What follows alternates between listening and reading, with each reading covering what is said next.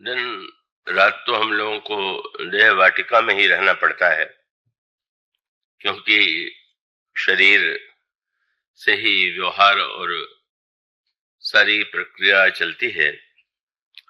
पर जब हम भगवत कथा के संदर्भ में अपने आप को उपस्थित करें, तो हमें स्वयं अपने आप को कुछ समय के लिए ही सही देह वृत्ति से ऊपर उठा लेना चाहिए।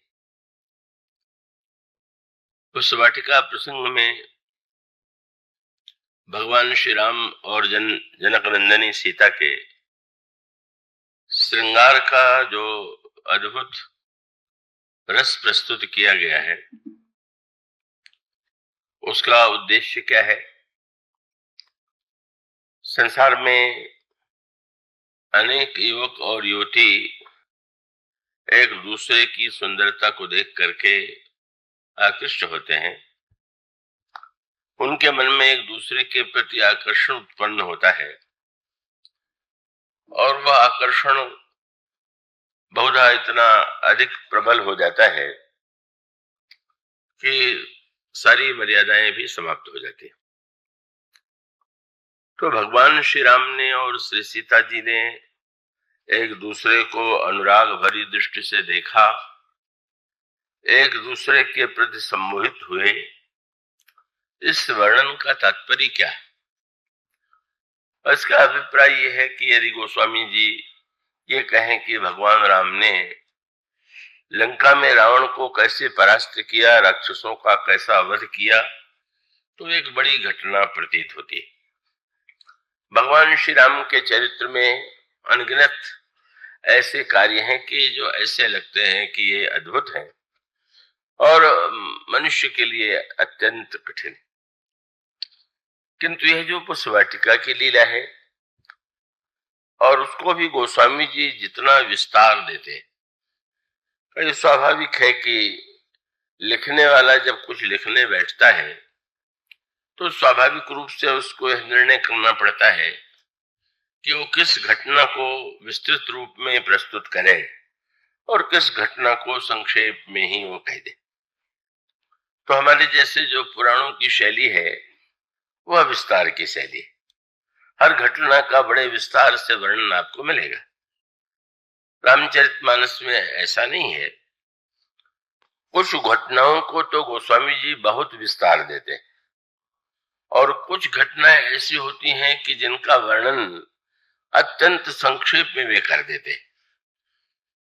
और तब उसका अभिप्राय यह होता है कि जिन घटनाओं को, वो घटनाएं लोगों की दृष्टि से भले ही महत्वपूर्ण हो, जो घटनाएं उन्हें ऐसी प्रतीत होती हैं कि इसमें मनुष्य के लिए कोई बहुत ऐसी प्रेरणा नहीं है कि जिस प्रेरणा के द्वारा वो अपने जीवन को परिवर्तित कर सके, तो इस इतिहास को वो बड़े ही संक्षेप में प्रस्तुत कर देते हैं। भगवान श्री राम महर्षि विश्वामित्र के साथ जनकपुर जा रहे हैं। मार्ग में एक आश्रम है, जहां पर एक आश्रम में वृक्ष तो हैं, किंतु आश्चर्य है कि उसमें कोई मनुष्य क्या, पशु और पक्षी भी नहीं। केवल आश्रम में एक शिला पड़ी हुई है और जिसकी आकृति नारी की तरह है। का भगवान श्री राम महर्षि विश्वामित्र से पूछते हैं, महाराज ये शिला कौन है? तो वो स्वाभाविक रूप से, पुराणों में इसका बड़े विस्तार से वर्णन किया गया है कि अहिल्या को पत्थर क्यों होना पड़ा। किंतु गोस्वामी जी ने तो केवल एक पंक्ति में ही सब समाप्त कर दिया। उन्होंने केवल इतना लिखा कि पूछा मुनि ही शिला प्रभु देखी, तो सकल कथा मुनि कही विसेखी। महर्षि ने वो सारी कथा सुना दी। कथा क्या थी, इसको गोस्वामी जी ने कोई महत्व दिया ही नहीं। किंतु आगे चल करके बड़ी अनोखी बात है। अहिल्या जब प्रभु के चरण के धूल से उसका संस्पर्श होता है और वो चेतन हो जाती है, तो वो गोस्वामी जी उस अहिल्या की स्तुति का जब वर्णन करते हैं, तो ऐसा लगता है कि कोई समय या शब्दों का संकोच नहीं। पहले तो ऐसा लगता है कि अहिल्या के लिए लिखने के लिए थोड़े में कथा लिख देते, लेकिन अहिल्या की भूतपूर्व गाथा क्या है इससे गोस्वामी जी प्रस्तुत नहीं करते। पर बाद में वो भगवान राम के चरणों से स्पर्श के बाद उसमें जो परिवर्तन होता है वो उसको हमारे और आपके सामने रखते हैं। और उसका अभिप्राय यही तो है कि अब मानस जो मनुष्य के मन की जो विकृतियां हैं, बुराइयां हैं, उनको बहुत विस्तार देने से वो तो है ही व्यक्ति के जीवन में। पर वो जैसे रोग के का जो विस्तार है, रोग का जो एक चिकित्सक, या यूं कह लीजिए कि जब किसी विद्यार्थी को चिकित्सा की शिक्षा दी जाती है तो उसके सामने उसको शव विच्छेदन की भी प्रक्रिया बताई जाती है। शव के ऊपर वो अपने के पूरा उसका अध्ययन करता है, लेकिन वो शव विच्छेदन की प्रक्रिया जो है वो सबके सामने करने की तो वस्तु नहीं है। ये तो नहीं है कि वो सारे नगर के लोगों को बुला करके दिखाया जाए कि ये देखिए ये शव ऐसा है। तो मूल उद्देश्य है, उसका भी उद्देश्य तो यही होता है कि जिसके द्वारा व्यक्ति के रोग का ज्ञान हो, और रोग के ज्ञान से भी अधिक महत्व है कि उस रोग की दवा। तो गोस्वामी जी रोग का विस्तार से वर्णन नहीं करते, जो दवा है उसी का वो विस्तार से वर्णन करते हैं। उन्होंने कहा कि अहिल्या जड़ हो गई अपनी वासना या अपनी त्रुटि के कारण। ऐसे तो अनगिनत व्यक्ति हैं, लेकिन भगवान की भक्ति से, भगवान के चरणों के स्पर्श से कैसे परिवर्तन होता है और परिवर्तन के बाद वह कितना बदल जाती है, महत्व इसका है। तो अब इस तरह से गोस्वामी जी के विस्तार और संकोच का आप वर्णन संकेत पाएंगे। तो अब विचित्र सी बात लगती है, पुष्पवाटिका प्रसंग का विस्तार गोस्वामी जी ने साधारणतः अधिक से अधिक पंक्तियों में किया। तो अधिक से अधिक पंक्तियों में विस्तार करने का जो उद्देश्य है वो क्या है? कब वो श्री सीता जी कैसे स्नान करती हैं, कैसे पूजन करती हैं, कैसे खोज में चलती हैं, भगवान श्री राम कैसे जनक नंदिनी की आभूषणों की ध्वनि सुनते हैं, कैसे उनके अंतःकरण में अनुराग उत्पन्न होता है, वो स्वामी जी चाहते तो दो चार पंक्तियों में ही लिख सकते थे कि वाटिका में दोनों ने एक दूसरे को देखा और दोनों के हृदय में एक दूसरे के प्रति आकर्षण का उदय हुआ। किंतु गोस्वामी जी जो चाहते हैं, जो उद्देश्य, और वो बड़े महत्व की बात है कि पुष्पवाटिका के द्वारा हम दो वस्तुओं पर ध्यान दें। मैं आशा करता हूं कि आप का इतना कष्ट करके यदि आए हैं तो पूरा समय का सदुपयोग करेंगे। का गोस्वामी जी का जो मूल उद्देश्य है वो उद्देश्य आप उस पर इस दृष्टि से उस प्रकार से दृष्टि डालें। तो पहले तो गोस्वामी जी भगवान राम और सीता जी का जब वर्णन करते हैं तो साधारणतः यही तो कहेंगे कि एक पुरुष है और एक स्त्री, और गोस्वामी जी ने दोनों की वंदना भी अलग अलग की। किंतु गोस्वामी जी एक दोहे में उन दोनों की अभिन्नता का वर्णन करते हैं। उनसे पूछा गया कि श्री सीता जी और श्री राम दोनों अलग ही तो हैं, तो उन्होंने कहा नहीं, ऐसा नहीं, वो दोनों तो वस्तुतः एक ही है। और तब उसके लिए उन्होंने दो दृष्टांत, दो उपमाएं चुनी।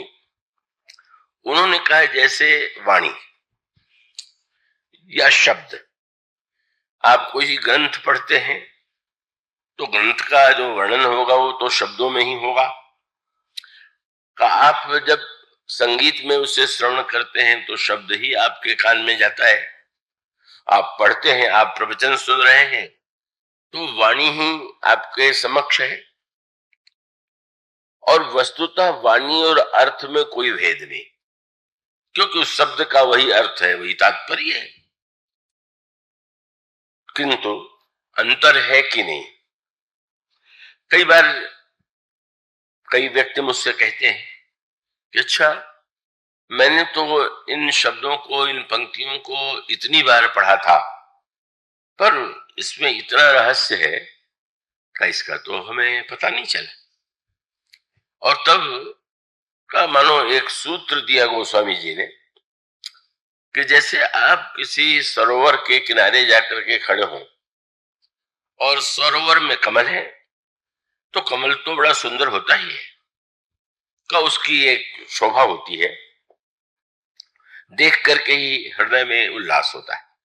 किंतु अगर केवल दूर से आप देखें तो आपको कमल दिखाई देंगे, खिले हुए कमल भी दिखाई दे सकते हैं, मुदे हुए भी दिखाई दे सकते हैं। पर अगर आप और पास सरोवर के किनारे पहुंच जाए तो आपको कमल की एक भीनी भीनी सी जो गंध है, कमल की जो का जो सौरभ सुगंध होती है, वो बहुत तीव्र नहीं होती, वो बहुत ही धीमी सुगंध होती है। तो अगर आपकी नासिका का उसको ग्रहण करने योग्य, ये भी एक प्रश्न है, सबके नाक भी एक जैसी नहीं होती, तो नासिका अगर होगी तो आपको सुगंध का अनुभव होगा। और उसके बाद अगर आप सुगंध से आकृष्ट होकर के कमल के पास चले जाएं, कमल को जब आप खिले रूप में देखेंगे तो कमल की पंखड़ियों के बीच में आपको एक छोटा सा वो केंद्र मिलेगा और उसमें आप देखेंगे एक हल्की सी पीले रंग की परत होती है, बहुत ही पतली, और अंगुलियों से अगर आप छुएं तो आपके हाथ में वो जो कमल का जिसे पराग कहेंगे, वो पराग का स्पर्श आप पालेंगे। किंतु उससे भी अंतराल में कोई वस्तु है और उसका अनुभव जो है वो व्यक्त नहीं कर सकता। मनुष्य के बस में यही है कि वो शोभा देख ले, का उसके निकट सुगंध का अनुभव कर ले, पराग को छू ले, पर उसका जो रस है, उसका रस तो केवल भंवरा ही ले सकता है और कोई नहीं। तो मानो गोस्वामी जी बताना ही चाहते हैं कि उन्होंने ये कहा और यही संकेत उन्होंने पुष्पवाटिका में किया। भगवान श्री राम ने श्री सीता जी को देखा, तो श्री सीता जी को तो अनगिनत व्यक्ति जनकपुर में देखते ही रहते होंगे। धनुष यज्ञ के मंडप में भी अनेकानेक ने उन्हें देखा, भगवान राम ने भी देखा। तो भगवान राम के देखने में कोई विशेषता है क्या? तो गोस्वामी जी ने जो वाक्य कहा वो आपने पढ़ा होगा, तो उस वाक्य का आनंद तो तब तभी आपको मिलेगा जब आप उसके अर्थ और भाव पर विचार करें। इसलिए गोस्वामी जी ने ये जो रामचरितमानस है उसकी तुलना सरोवर से की और उसमें उन्होंने कहा कि रामचरितमानस के सरोवर में कमल खिले हुए और कमल में वो तीन वस्तुएं, और वो आप पंक्ति पढ़िए, अर्थ, अनूप, सुभाव, सुभाषा, सुंदर भाषा, सुंदर भाव और अर्थ। गोस्वामी जी कहते हैं यही तीनों जो है, भाषा जो है वो सुगंध है, अर्थ जो है वो पराग है, और भाव जो है उसका मकरंद, उसका रस। काव्य की ऐसी सुंदर उक्ति गोस्वामी जी ने प्रस्तुत की और उसका अभिप्राय कि तुलसी साहित्य की जो शोभा है उसका आनंद तो प्रत्येक साहित्यकार को भी उसका अनुभव होता है और निकट से जो अध्ययन करने वाले हैं उसके पराग तक भी पहुंच जाते हैं। पर मकरंद तो व्यक्ति के बस की बात नहीं है, उसके लिए तो भ्रमर बनना होगा, चंचरीक बनना होगा। यह कला जो केवल भ्रमर में है, और उसका अभिप्राय यह है कि भ्रामरी का जो वृत्ति है भ्रमर की, ये तो विरले ही व्यक्तियों में होती है। गोस्वामी जी ने विनय पत्रिका में जब पूछा उनसे किसी ने कि भक्ति सरल है कि कठिन है, तो उन्होंने कहा भाई भक्ति कहने में सरल है पर करने में बहुत कठिन है। तो व्यक्ति निराश हो गया। जब उन्होंने कहा रघुपति भगति करत कठिनाई, तो मैंने फिर हमारे बस की बात नहीं करनी, निराश मत हो। सरल और कठिन का अर्थ ये मत मान लो कि अगर कोई बहुत विशाल काय हो तो उसके लिए सरल है, और कोई छोटा सा हो तो उसके लिए कठिन है। दृष्टांत उन्होंने दिया, दो दृष्टांत दिए। नदी की धारा में का एक और मछली जो अत्यंत छोटी सी है, और दूसरी ओर हाथी। पर नदी में जब बाढ़ होती है तो हाथी बह जाते हैं, मछली उसमें भी तैर लेती। और दूसरा दृष्टांत उन्होंने दिया कि नमक और चीनी को यदि मिला करके रख दिया जाए और कहा जाए किसी बुद्धिमान व्यक्ति से कि जरा दोनों को अलग तो कर दीजिए, तो बेचारा कह गए तो फेंक देने योग्य। लेकिन आप थोड़ी देर में देखेंगे चींटी आवेगी, और चींटी तो अत्यंत नन्ही है, और वो उसमें से तुरंत जो है नमक छोड़ देगी और जो उसका चीनी है उसका आनंद ले लेगी। गोस्वामी ने कहा, जो यही कला कुशल ताकह सोई सुलभ सदा सुखकारी, सफरी सन्मुख जल प्रवाह अली बहे जात गज भारी। और अति रसज्ञ सूक्ष्म पिपीलिका बिनु प्रयास ही पावे। उनका रसिक बनने के लिए कोई बहुत बुद्धिमान बनने की आवश्यकता नहीं। रसिक बनने के लिए वो हमारे अंतःकरण में अगर हम भ्रमर बना सकते हैं अपने मन को, तो उसका पूर्ण आनंद ले सकते हैं। तो भगवान राम और श्री सीता जी के संदर्भ में गोस्वामी जी ने कहा कि श्री सीता जी तो मानो वाणी है और श्री राम अर्थ है। जैसे वाणी सुन करके भी उतना आनंद नहीं आता जितना अर्थ के द्वारा आनंद आता है, और अर्थ से भी अधिक आनंद तब आता है जब अर्थ का जो उद्देश्य है, जो भाव है, वो समझ में आ जाए। गोस्वामी जी कहते हैं इसी प्रकार से श्री सीता वाणी है और श्री राम अर्थ। और दूसरा उन्होंने दृष्टांत दिया, आप समुद्र के किनारे जाके खड़े हो जाएं तो आपको समुद्र का दर्शन दो रूपों में होगा। कभी तो समुद्र बिल्कुल शांत दिखाई देगा और उसका जल जो है कोई विचित्र विलक्षण सा नहीं लगेगा, और उसी समुद्र में कभी कभी आप देखेंगे इतनी ऊपर लहरें उठ रही हैं। आप में से जो कभी समुद्र के किनारे गए हुए हैं उन्होंने दृश्य को देखा हो कि समुद्र के किनारे जिनके घर हैं, मुझे वहां रहने का बार बार बंबई में अवसर मिलता है, तो लहरों को देख करके हर्षण लगता है कि क्या ये लहरें इस भवन को ही पूरा अपने में संभालेंगी क्या। इतनी ऊपर लहरें उठ रही, वो जल उठता ही नहीं, आगे भी बढ़ता है। लेकिन चाहे समुद्र शांत हो और चाहे उसमें लहरें उठ रही हो, तो लहर और समुद्र जो है वो कोई दो नहीं, किंतु उसमें अंतर तो दिखाई देता। लहर होने पर वो जो प्रतीत होता है और जो शांत लहर के रूप में उसमें भिन्नता है। तो गोस्वामी जी ने ये कहा कि भगवान राम अगर समुद्र है तो सीता जी लहरों की तरह। गिरा अर्थ जल बीच सम कहियत भिन्न न भिन्न, बंदो सीता राम पद जिन्हीं परम प्रिय खिन्न। भगवान श्री राम और श्री सीता, मानो अगर श्री सीता जी वाणी है तो श्री राम अर्थ है, अगर श्री सीता जी का भगवान राम समुद्र है तो सीता जी उसमें लहरों के समान है, बीची के समान है। और समुद्र के संदर्भ में आपको पता ही होगा कि समुद्र में ये जो जिसका लिए उसका शब्द है प्रचलित शब्द ज्वार और भाटा। समुद्र में कभी कभी समुद्र आगे बढ़ता हुआ, वो आगे बढ़ा हुआ देख करके ये नहीं है कि जल बढ़ गया, जल ज्यों का त्यों है, लेकिन वो जल जब उसमें ज्वार आता है तो वो क्रमशः आगे की ओर आगे की ओर किनारे तक आ जाता है, और जब भाटा आ जाता है तो वो पीछे की ओर जाता हुआ दिखाई देता है। पर ये जो समुद्र में होता है इसे कोई भी जान सकता है, और उसका संबंध तिथियों से है।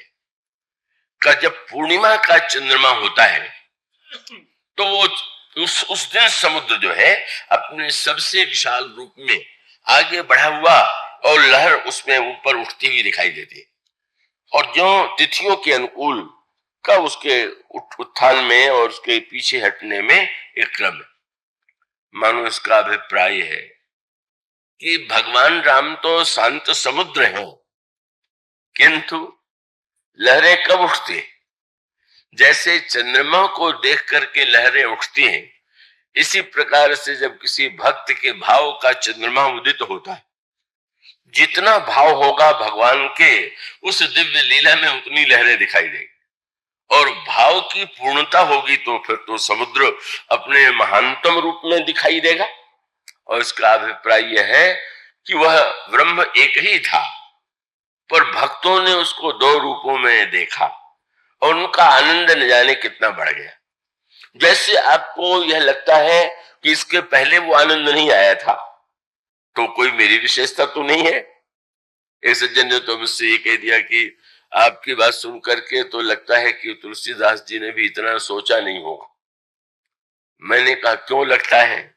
क्या तुलसीदास जी मुझसे कम बुद्धिमान थे, या उनमें कोई कमी थी कि आप ये मान बैठे हैं कि मैंने सोच लिया? वो सोचने का अर्थ नहीं कि मैंने कोई उनसे अधिक सोचा है। वो उसमें जो है, अगर श्रेय है तो यूं कह लीजिए कि जितना श्रेय इस यंत्र को है कि वो आप तक वहां कथा पहुंचा दे रहा है, अब आप मुझे धन्यवाद दे कि इसको धन्यवाद दे। अगर आप ये निर्णय करने की यंत्र तो बहुत बुद्धिमान है, विद्वान है, कितना सुंदर बोल रहा है, तो आप ब्रह्म में रहेंगे। पर आपको लगे कि वक्ता बोलता है और यंत्र तो उसे फैला दे रहा है, इसी तरह से आपको हम दिखाई दे रहे होंगे, फिर मैं तो जानता हूं कि वो तो मैं एक यंत्र हूं, और उसमें जो अभिव्यक्ति होती है वह तो भगवान ही है उसमें। और हैनो के बाद आप तक की आपकी दृष्टि नहीं गई थी।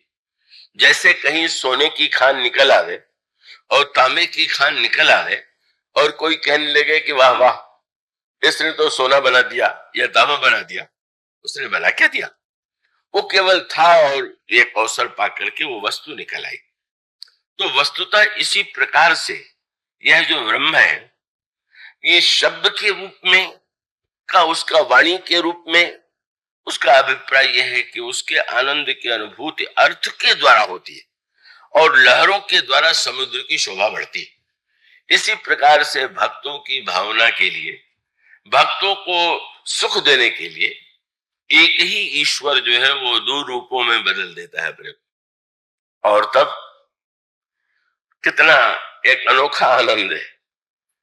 और वो आनंद ये है कि एक दो बना, दो से एक, एक से दो, यही प्रेम की लीला है, यही प्रेम का अद्वैत।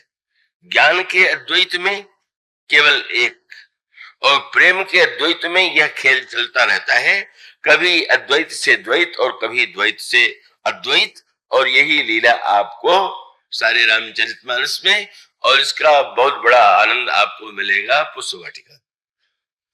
अब आप उसको उस दृष्टि से देखिए का भगवान श्री राम वाटिका में आए हुए हैं और श्री सीता जी को पता नहीं है कि आए हुए।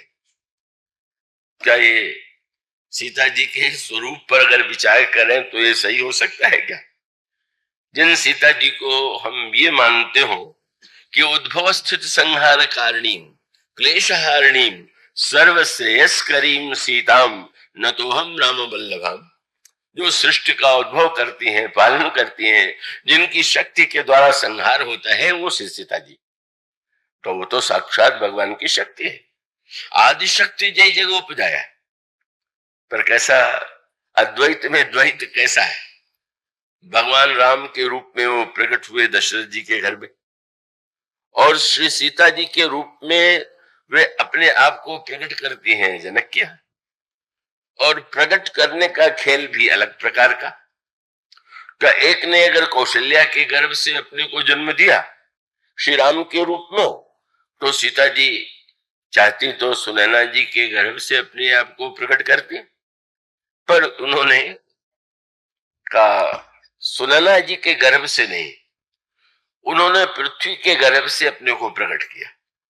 तो चुनाव कितना सुंदर है भाई। जो देह में है वहां देह के नाते से आई, और जो विदेह है वहां देह से अलग होकर के आई। महाराज दशरथ विदेह में है, ये 3 कक्षाएं हैं रामायण। लंका में रावण जो है वो 10 मुख है। अयोध्या में महाराज श्री दशरथ जो है का वो अयोध्या में दशरथ है, और जनकपुर में वह विदेह है। तीनों के 3 जो राजा हैं, मानो 3 प्रकार के व्यक्ति हैं। एक वह है जो 10 मुख है, और 10 मुख का अभिप्राय प्रत्येक व्यक्ति के शरीर में 10 इंद्रियां हैं, और 10 इंद्रियों के द्वारा जो केवल भोगों में ही डूबा हुआ है, वह 10 मुख के रूप में हमारे जीवन में है। और जिसने अपने 10 इंद्रियों पर अधिकार करने की चेष्टा की है, मुख का अर्थ है कि मुख के द्वारा तो आप भोजन करते हैं, स्वाद लेते हैं, तो जो विषयों के स्वाद में रमा हुआ है वह 10 मुख या 10 मुख का अनुयायी। और जो रथ का अर्थ यह है कि यदि कहीं कोई लक्ष्य पहुंचने का है तो व्यक्ति जो है रथ पर बैठता है, और वो घोड़ों की लगाम को वह या उसका सारथी पकड़ता है, और जहां जाना होता है रथ पर बैठ करके शीघ्रता से पहुंच जाता है। इसी तरह से जिस व्यक्ति को यह ज्ञान हो चुका है कि यह जो शरीर में 10 इंद्रियां प्राप्त हुई हैं वह केवल भोग के लिए ही नहीं है, का वह तो मनुष्य को किसी लक्ष्य तक पहुंचाने के लिए है। और जो व्यक्ति उन इंद्रियों पर अधिकार करके एक लक्ष्य की ओर बढ़ रहा है, वो मानो दशरथ का अनुयायी। किंतु दशरथ रथ में भी तो प्रयत्न करना पड़ता है कि घोड़े और लगाम और वो सही सही चलाने वाला। 10 मुख में तो बस करने की कोई बात ही नहीं। पर विदेह का अर्थ है कि जिसके जीवन में देह की वृत्ति है ही नहीं, देह में जो रहता ही नहीं, तो ये जो तीनों हैं का इन तीनों में पार्थक्य। तो सबसे ऊंची स्थिति तो विदेह की। भगवान राम तो सर्वत्र जाते हैं, 10 मुख के यहां भी जाते हैं, दशरथ के यहां भी जाते हैं, और विदेह के यहां भी जाते हैं। और ये तो सत्य है हमारे आपके जीवन का। हम में जो 10 मुख हो उनके हृदय में भी वो विराजमान, हम लोगों में जो दशरथ हो यदि हो तो वहां भी विराजमान, और विदेह है कि नहीं अभी तो कल्पना का ही विषय है। अगर कोई विदेह हो तो वहां तो कहने क्या। तो ये जो भगवान की लीला है उसमें अंतर क्या है। जो जहां होगा, रावण के यहाँ युद्ध क्षेत्र में भगवान जो लड़ रहे हैं उससे लिए गोस्वामी जी ने कहा, जब रघुनाथ कीन रण क्रीड़ा, जब भगवान राम ने युद्ध में खेल किया, तो खेलने का काम वो अयोध्या में भी करते और खेलने का कार्य वो लंका में भी करते, उनके लिए दोनों बराबर है।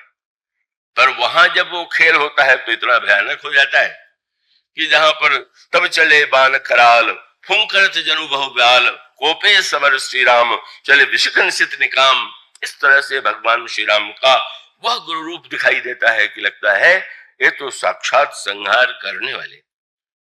और जब हम दशरथ के आंगन में उनको खेलते देखते हैं, वो जो लंका के यहाँ रणांगण में खेलते हैं, उसके लिए गोस्वामी जी काकभूषण जी ने गरुड़ से, और गरुड़ जी ने काकभूषण जी से कहा, जब रघुनाथ कीन रण क्रीड़ा, क्रीड़ा ही कहा उन्होंने, क्रीड़ा मैंने खेल, जब रघुनाथ कीन रण क्रीड़ा, समझत चरित हो तो मोहि व्रीड़ा। मुझे बड़ी लज्जा का अनुभव हुआ। तो एक और लंका के आंगन में युद्ध की लीला करने वाला ईश्वर, और दूसरा मंगल भवन अमंगल हारी, द्रवौ सो दशरथ अजर विहारी। दशरथ के अजर में, उनके आंगन में जो ब्रह्म खेल रहा है, नाच रहा है, और नाना प्रकार का आनंद का माताओं को देख रहा है, दे रहा है, का ऐसा अद्भुत आनंद प्राप्त कर रही हैं माताएं कि वो स्वामी जी तो उस आनंद में डूबे हुए। और वह ईश्वर मानो जब हमारे अंतःकरण में दुर्गुण दुर्विचार होते हैं तो ईश्वर का भयावना रूप ही हमें देखने को मिलेगा। हमारे अंतर हृदय में जब भक्ति भावना होती है, जब अनुराग होता है, तो ईश्वर की मधुर लीलाएं दिखाई देती हैं। पर जो मधुरतम लीला है उसको तो भगवान विदेह नगर में ही प्रस्तुत करते। क्यों? देह नगर वाला अगर श्रृंगार की लीला पढ़ेगा या सुनेगा तो वो तो देह में और भी भ्रष्ट ही हो जाएगा।